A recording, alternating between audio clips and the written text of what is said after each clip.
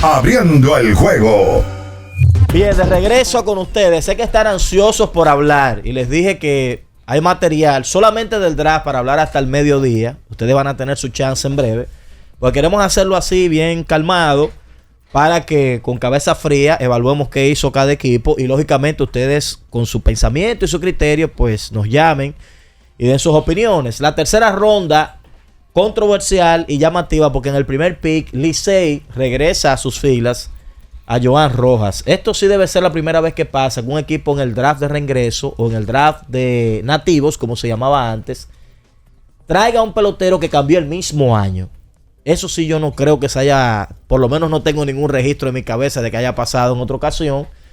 Pero yo creo que este pick, hay varias cosas que uno puede decir de él. La primera es que la liga ha madurado, que es una liga realmente profesional, donde Joan es un profesional que lo movieron de equipo a Gigantes, es un tipo con estatus de grandes ligas y que simple y llanamente lo están trayendo otra vez a un equipo profesional donde él quiere jugar a la pelota dominicana, le ha ido muy bien, él sabe que está logrando los objetivos que anda buscando en la pelota dominicana y entonces ha regresado a las filas de Tigres del Licey. Quizás uno podría hacer un agregado en el pick de Joan y es el siguiente, que vi mucha gente como que automáticamente tú tomas un pick, comienza a repetir lo mismo que escucha, diciendo, eso demuestra que se equivocaron. Y no se equivocaron. Y lo voy a explicar de una manera muy sencilla.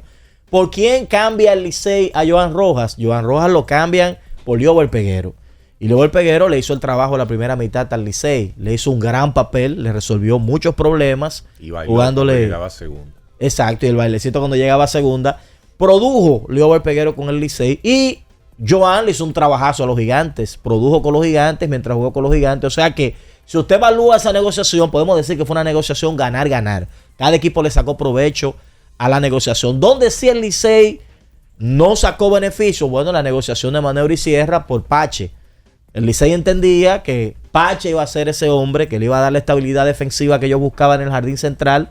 El bueno es que ya Bonifacio es un súper veterano, Bonifacio lo juega, Bonifacio no hace daño, te resuelve el problema, pero él no es ya el adecuado para tú tenerlo en un centerfield, principalmente un centerfield de las dimensiones del Quisqueya, para comenzar por ahí. ¿Qué pasa?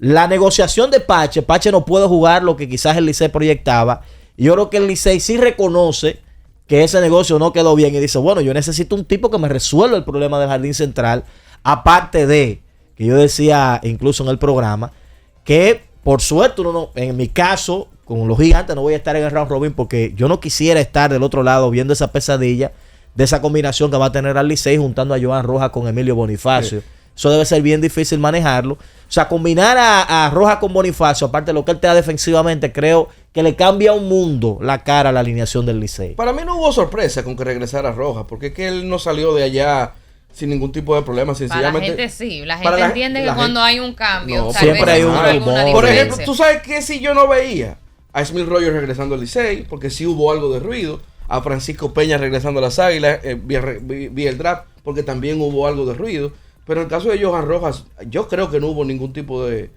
problemas en ese sentido. Yo creo que lo explicaba perfectamente Orlando. El caso del Licey necesita defensivamente un elemento que pueda jugar la posición que es una de las más premium de la línea central de manera más que adecuada. Emilio Bonifacio lo puede hacer, pero es que Joan Rojas es incluso un perfil de guante de oro en grandes ligas. O sea, yo creo que eso no resiste análisis, pensar en que tú estás agregando un elemento como ese, que primero cambiaste a Rojas por Peguero. Peguero ya jugó y aportó. En el caso de Rojas regresa, hay que recordar que Rojas es de San Francisco de Macorís. Rojas se crió cerca del estadio Julián Javier incluso. Y quería jugar con los Quería Gigantes. jugar con el equipo de los Gigantes y en un negocio, yo diría, ganar para ambas partes. Él fue a los Gigantes, se destacó y ahora el Licey, haciendo ese movimiento que mencionaba Orlando, de buscar un perfil como el de Cristian Pache, que pueda darte garantías defensivas en el jardín central. No lo consiguió con Pache porque se lesionó y salió. Entonces ahora lo hace con Joan Rojas en una etapa de round robin. Y hay algo. Si te lo dejan 2 rondas, eso nadie lo sí, coge. En una sí. tercera ya como que está bueno. O sea, un pelotero con ese rendimiento en una tercera ronda, tú necesitando un jardinero, tú no lo vas a dejar pasar. Tú sabes que yo también pienso que el hecho de que tal vez Rojas no se fue en rondas anteriores es por un tema de su estatus. Su limitación, exacto. Lo que pueda pasar en lo adelante de si su organización en algún momento lo va a detener, si él va a ir el round robin completo o si él va a ir incluso a una posible final. Yo pienso que tal vez las demás organizaciones tenían ese temita. Y como en el caso del Licey, que tal vez tiene cubierta la parte del center field con Emilio Bonifacio, dijeron, bueno, le puedo dar profundidad, pero no es exactamente tal vez una necesidad que tiene el conjunto azul. Yo te diría que la entrada de Siri también influyó. O sea, sin Siri en el draft, Johan Rojas hubiese ido en las 2 primeras rondas para mí, en una de las dos. Pero al entrar Siri, obviamente, eso movió un poquito los planes de los equipos. Y por eso ese pelotero llegó a la 3ª ronda. Además, yo me atrevería a decir que en un momento determinado, las estrellas jugaron con la necesidad. Las estrellas pensaron de manera errada de que probablemente Siri le pudo caer hasta en una 2ª ronda, porque si el escogido no lo tomaba, las Águilas no lo iban a tomar y le iba a caer del cielo Siri. Pero el escogido tenía otros planes y yo creo que tocó por 3ª. Le agarró a Siri temprano, se olvidó de su necesidad principal y bueno, cambió totalmente esa 1ª ronda el equipo de los Leones. Luego viene un pick interesante, yo diría que algo controversial, pero todo el mundo sabía, por lo menos en el caso de uno que conoce la liga, que tenía que haber alguna carta bajo la manga para el escogido no tomar otro abridor en esa 3ª ronda. En el primer pick de mayor privilegio que el equipo iba a tener, que es el segundo de la 3ª ronda, tomaron a Joe Corbett, vamos a decir que junto con Joel César, los 2 principales relevistas derechos que había disponibles. Me gusta mucho porque es guapo, tira por la zona. Es un tipo que el uso que le dieron los Toros, a mí me encanta ese tipo de relevista, era grado 0. Ven con la base llena, ya en San Francisco no hizo un 0 con la base llena, legendario. O sea, un tipo que viene para resolver situaciones, para apagar fuego, que se necesita muchísimo en la pelota dominicana. Y entonces el escogido se lleva ese brazo derecho que yo creo que usted juntarlo con lo que ellos tienen ahí ya es muy bueno para un round robin que va a tener 7 juegos en línea en la primera manga. Sí. 7 juegos de manera consecutiva. ¿Qué te parece lo de Corbett? Mira, Corbett quizás el fanático Escarlata no lo vio mucho, más allá que cuando lanzaba con el escogido de los Toros. Pero el tipo fue líder o entre los líderes, no sé si terminó siendo líder, pero estuvo durante todo el año entre los líderes de apariciones. 23 partidos lanzó en la temporada regular. En 20 de ellos no le anotaron. Los Gigantes lo vimos mucho. Sí, en 20 no lo anotaron. Sacaba los outs a la hora buena. El tipo tiene eso. No se escuchó, como que lo dijo con un poquito de desánimo. Es simple. Ese tipo tuvo un whip en la temporada regular por debajo de 0.70. Increíble. Usted sabe lo que es un relevista con un whip por debajo de 0.70 y con todas esas apariciones que mencionó Víctor. Era para mí una línea el ser seleccionado en la 3ª ronda por el equipo de los Leones del Escogido. Señores, van a ser 7 juegos consecutivos en la primera manga del round robin. Luego un descanso. Después vienen 6 días consecutivos. Otro descanso y cierra con 5 días consecutivos de juego para completar los 18. Tú necesitas tener brazos, tú necesitas tener personal, sobre todo en el bullpen, y el Escogido también tenía esa necesidad. Entonces ellos cogen, para mí, el mejor relevista derecho del draft en Corbett. Tú lo unes a Rafael Montero, tú lo unes a Jimmy Cordero, tú lo unes a las demás selecciones que ellos hicieron.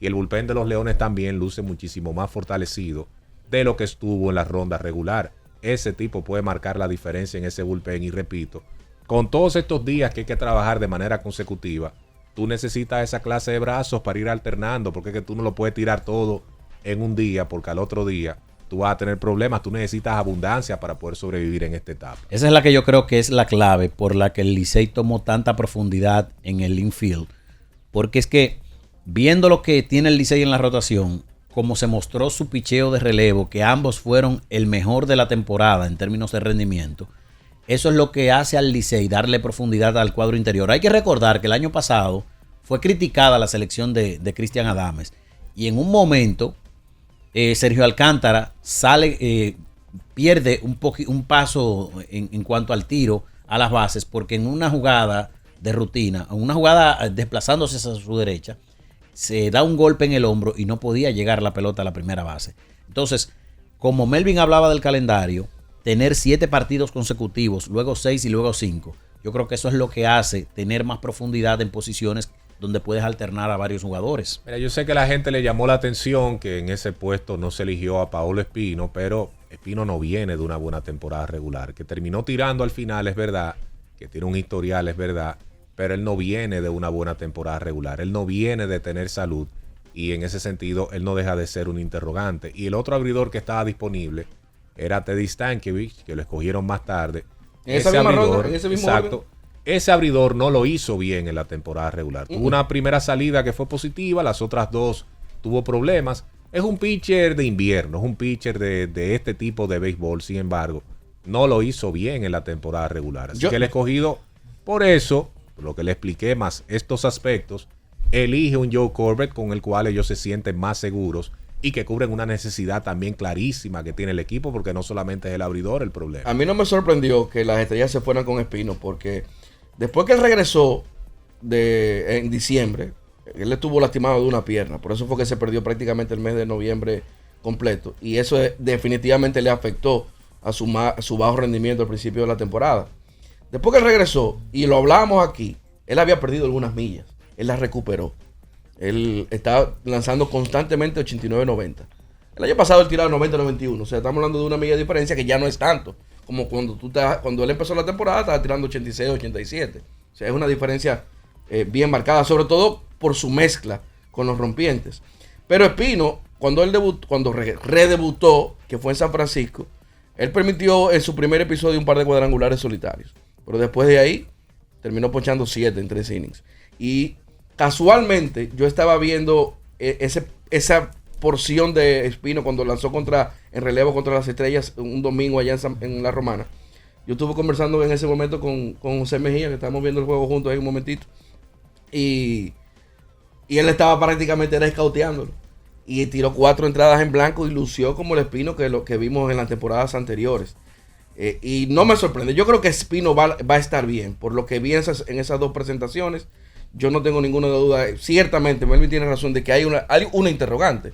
Pero lo que yo vi en esas 2 salidas de Espino después yo creo que la Estrella tiene que estar confiada con ese. Bueno, si yo apostaba, yo iba a perder mucho dinero, porque para mí estaba cantado que Espino iba a ser el pick de los Leones, porque yo lo que analicé, lo que tenía en mi, como se dice, en mi mock draft en vivo, porque tú lo vas haciendo ahí en vivo, vas cuadrando todo, era que si los Leones tomaban ese segundo pick a Espino, y de repente estaba claro que las Estrellas iban a ir por el otro abridor disponible, era lo que uno proyectaba. Y si no podía llegar Corbett, imagínate que lo tomaran las Águilas en el cierre de esa ronda, te quedaba Joel César para abrir la siguiente. Por eso yo entendí como que era cantado que venía el abridor. Pero los Leones decidieron tomar a Corbett, y fíjate cómo de inmediato los 2 abridores que quedaban disponibles en el draft se lo llevaron los 2 equipos, los otros 2. Las Estrellas se llevaron a Espino y entonces Stankiewicz se queda con las Águilas. Lo de Espino, como dice Melvin, es la incógnita de ver qué pasa, porque él no estuvo bien este año. Pero recuerden que tan reciente como el año pasado, él fue el pitcher del año. En los últimos años él ha sido triple también corona del picheo la ganó el año pasado. Yo lo imaginé uniformado a la capital y lo vi uniformado de rojo, pero el draft tiene esa particularidad. Bueno. En la bola de cristal. La bola de cristal se rompió. Miren, de las Estrellas hay que recordar que Luis Moreno no sigue. Sí. Y ese pitcher fue tremendo y de hecho es el candidato más sólido al premio al novato del año en la premiación oficial de la liga. Entonces sumar a Espino tiene un gran valor para ese equipo y además de Smil Rogers, por supuesto que ya lo mencionamos. Todas las Águilas cierran ese draft con Stankiewicz. Yo creo que ahí estamos hablando que ya en la tercera ronda las Águilas habían resuelto el 75% de sus problemas. Así de bueno iba el draft de las Águilas, tomando 2 abridores. Era el último abridor que quedaba, por exacto. Cierto. Tomando 2 abridores de los 5 que quedaban. Por eso yo decía que me cambió un poquito el plan, porque para mí a las Águilas no le iba a llegar un abridor más. Pero tuvieron la bendición de que se fue un relevista en esa ronda y a ellos le cayó. Cualquiera de los 2 era de ellos, porque ellos fueron claros a resolver su problema de picheo en las primeras 3 rondas. Totalmente. Un relevista importante que necesito, 2 abridores para mi rotación, y a Dios que reparta suerte en esos primeros 7 juegos en línea que vamos a tener en el Hay que recordar que las Águilas, y los fanáticos critican a los gerentes cuando dicen escogimos lo que vinimos a buscar, pero analizando cada uno de los equipos y quedándonos ahí en las Águilas, Las Águilas reforzaron la debilidad que ellos tenían, el picheo en sentido general, un relevista de cierre de juego y abridores de calidad. Hay que recordar que además de Gerard Encarnación, de Adelín Rodríguez y todos los elementos que han estado jugando con el equipo de las Águilas, ellos agregaron en la parte final a Geraldo Perdomo, un shortstop de todos los días en Grandes Ligas. Agregaron a Christopher Morel, un jugador que, si bien es cierto, no está en un buen momento ofensivo, es un jugador de Grandes Ligas. Entonces, esa profundidad ofensiva que ellos tienen les obligaba a atacar el picheo sí o sí, porque ellos tuvieron problemas ahí. Yo creo que hay que ver la versión de Stady Stankovic que va para las Águilas, porque él debutó tirando 5 entradas sin hits, pero después de ahí tuvo 2 salidas que permitía prácticamente una carrera por inning. Hay que ver cuál. Ahora bien, la realidad es que con esa ofensiva de las Águilas, yo creo que ellos pueden aguantar con un Stankovic que tenga una efectividad de 4 y algo, sin problemas, porque es que ese equipo va a hacer muchas carreras.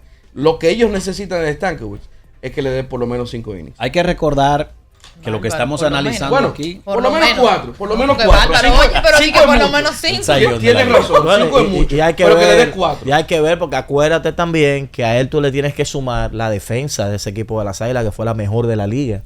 A veces tú, con una defensa tan buena, algunos errores que tú puedes cometer, un picheo que se te queda, un batazo para 2 que no se completa la 2, muchos factores que a veces no te ayudan a tener buenas actuaciones.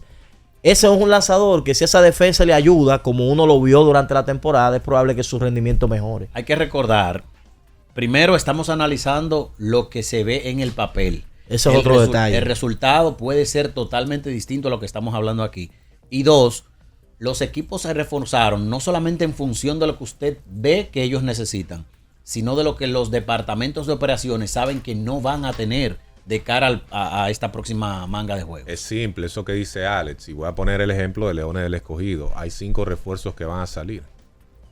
Simple, eso pasa en todos los equipos. Bueno, y en el Licey, por ejemplo, hay ya 5 que van a salir. Terminó su participación Ángel Ortiz, para que tengan una idea de las ausencias que se pueden manejar en los diferentes equipos. Lo del Escogido es obvio porque Joe Corbett es un refuerzo, va a entrar a sustituir a uno. RJ Alanis es otro refuerzo, Kenny Hernández es otro refuerzo. Y hay 2 más que se van porque viene un abridor y viene un catcher.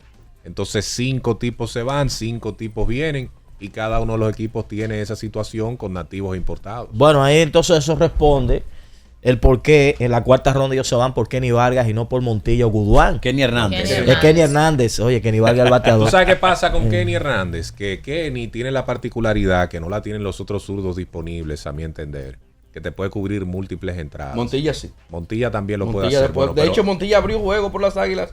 El año pasado le tiró 4 innings. Bueno, y no solamente que te cubre múltiples entradas, Montilla estaba celebrando cuando lo escogieron. Hay un video por ahí que dio unos brincos. Es que él le fue muy bien con las Águilas. Contento de llegar con la... Hay muchos fanáticos de los toros medio bravos, cuidado pero... si le aguilucho, porque es que esa celebración no es normal. No, por así posible. tampoco. Yo no sé dónde es él, porque no sé, es posible que sea de la comunidad. Pero Kenny, el Escogido vio eso, de que Kenny No, puede me cubrir robo. múltiples No, entradas y es un pitcher con buen repertorio. Y por lo menos lo poquito que vimos de Kenny fue contra el Escogido y le tiró bien. O sea, fue en el juego Pero ese... él tiró un juego, Orlando. Pero por lo que a eso me refiero, que lo único que vimos fue en ese juego de Gigantes y Escogido, que nadie de los Gigantes casi hizo el trabajo como un juego pitcher. en la temporada tiró. Bueno, pero le sacó, qué sé yo, 4 outs en ese juego, 3, 4 outs. Quizás el Escogido lo escauteó, le gustó. 5 outs. 5 outs sacó en ese juego. Entonces viene para mí el pick más controversial de todo el draft, desde mi punto de vista. Sí, el más controversial ¿El de de todo el Quilomé? draft. El pick de Cristian Adames, ¿Qué? que el colega Jansen Pujols, en su espacio Jansen Nocturno, que lo hace en YouTube, tuvo el chance de conversar con Audo Vicente sobre este tema. Y Audo, dentro de la explicación que da, reconoce que hubo algo de confusión en ese pick. Como que ahí, creo que en ese momento se va como el audio, no sé si del Licey, como que no se escucha bien. Bueno, el caso es que ellos toman a Cristian Adames, estando disponible Carlos Peguero. Ya tú con el infield prácticamente cubierto, necesitando un bate zurdo como el de Peguero, tomando en cuenta que Ángel Ortiz no iba y que ya se conocía la información de que no iba a seguir.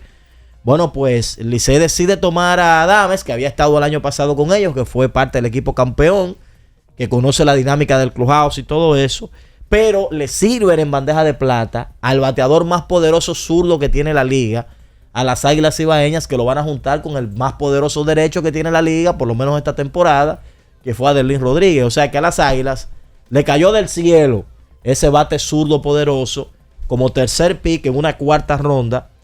Carlos Peguero, porque las Estrellas tenían las manos atadas, ellos eran los cuartos en esa ronda. Probablemente a las Estrellas le hubiese gustado pero que hubo tomar una confusión, como a ese yo pick. ahora no entiendo. Bueno, según la explicación que le dio ahí, es una mezcla de sentimientos, fue lo que yo entendí. Pero el caso es que no hay forma de explicar que estando disponible Carlos Peguero, o hasta el mismo Joel César, si tú quieres poner, terminar y abusar con el tema del relevo, estando esos dos picks, me llama poderosamente la atención y a todos los liceístas, según la reacción que he visto, de por qué Adames por encima de esta. Yo te puedo explicar, creo, lo que desde mi punto de vista pudo primar. Lo primero es, ya tú tienes a Johan Rojas, un candidato al guante de oro en Grandes Ligas. Se viene de robar 23 bases esta temporada. Y tiene de 21-21 en Dominicana. Sí, El intento de robo no ha fallado de 21-21. En 23, no ha fallado en 23. En 23 no ha fallado, mejor dicho. Lo segundo es que el juego de Rojas se presta para las dimensiones del parque más que las de Carlos Peguero. Tú tienes ya a Emilio Bonifacio, que cubre bastante terreno en las esquinas de los jardines. En el caso de Johan Rojas, jugar en el jardín central. Tú tienes a Miguel Andújar, un jardinero de Grandes Ligas que no es jardinero natural, pero lo ha estado jugando bastante bien en el jardín derecho. Y tienes profundidad ya en esa posición al punto de que vas a tener que sacar de roster jardineros naturales que tiene el conjunto del Licey. Y segundo, la elección de Adames también responde a lo que ya mencioné anteriormente. El año pasado, en una jugada defensiva, se lastima el hombro Sergio Alcántara y ya no puede llegar la pelota a la primera base. Entonces, tanto él como Difo le dan profundidad a las posiciones 4 y 6. También lo de Peguero, yo entiendo la crítica, pero ¿dónde lo van a poner? Si en los jardines, por ejemplo, no hay espacio y en el bateador designado, o tú vas a poner a Alfaro o a Johnston. El que se quede fuera de la primera base sería el bateador designado. Entonces, ¿dónde lo vas a poner? Alguien dirá, no, pero Alfaro puede ser receptor. Ese es un receptor ocasional. Ese no es un receptor de todos los días, por lo tanto, ¿en cuál esquema hubiese entrado bien Carlos Peguero en los Tigres del Licey? Ahora, un tipo, con ese personal que ellos tienen, porque que ya escogieron dos de posición en situaciones, por ejemplo, donde Carlos Peguero hubiese encajado. Te eligen un outfield, ¿verdad? Como Johan Rojas, y te eligen un tipo que juega primera base. Cuando no esté en primera base, probablemente esté o en los jardines, que lo puede jugar, o como bateador designado. No hay espacio. Lo que pasa es que para un tipo que dio 8 jonrones en la pelota dominicana, como uno entiende que debe aparecer espacio. Lo que pasa es y que batió más de 2.90. Bueno, esto no es si debe aparecer, fabríquenlo, porque con los escenarios que hemos puesto, a mí en la cabeza no me cabe un espacio. ¿Qué es lo que pasa? Lo que pasa es que esto no es MLB de show. Que tú tienes un roster de jugadores que lo tienes ahí sentado para cuando tú necesitas un Yo palo. tomaba a Peguero por encima. Yo a tomaba Peguero. Es verdad. En MLB de show tú pones a Carlos Peguero a quechar y no hay problema. Claro. No, tú no puedes poner entonces, esta es la vida real, señores. Y tira segundo igualito con un cacho. Esos son los videojuegos. Tú tienes, como dije, tú tienes 4 jardineros, que los 4 pueden ser titulares. O sea, ustedes están justificando a Adames por encima de Peguero, por el tema de la necesidad. No, Adames, bueno, pero en mi caso, no estoy justificando a Adames, pero estoy entendiendo por qué no escogieron a Carlos Peguero. Usted lo entiende. Ya el pick de Adames para mí es otro tipo de análisis. Yo lo que no entiendo, mi problema con Adames y Peguero no es Peguero. Yo lo que no entiendo es Adames. Es Adames en una cuarta ronda. Porque Adames, por ejemplo, el año pasado, el Licey cogió a Adames en una quinta. Pero Adames, inclusive me sorprendió que lo eligieran por encima de Difo, que fue la última. O sea, evidentemente, los otros equipos no estaban buscando infielders. A mí lo que me llama la atención, yo no critico que fortalezcan, que le den profundidad a los infielders, pero es que sean jugadores tan parecidos. Por ejemplo, Adames y Pichito, probablemente ellos te pueden jugar en el campo corto, pero ya sus mejores años de alcance para jugar el campo corto ya pasaron. Ellos son jugadores. Gustavo Núñez es un excelente segunda base. Y en el caso de Adames te puede jugar segunda y te puede jugar tercera. Bien. Muy bien. Pero ahí está entonces lo que acabo de mencionar. Es una manga de 7 juegos consecutivos donde tú vas a tener que utilizar diferentes elementos en diferentes posiciones. Hay que recordar que hay muchachos de esos que van a buscar un puesto en los entrenamientos. ¿Cómo terminó Peguero, los números generales de Peguero? Bueno, si tuvieran los turnos fuera el top 3 MVP. Él está dolido con Peguero. No, porque top yo 3, digo top 4 MVP, probablemente. Señores, pero mira, a mí me gustaría resaltar lo que tú dijiste ahorita, Orlando.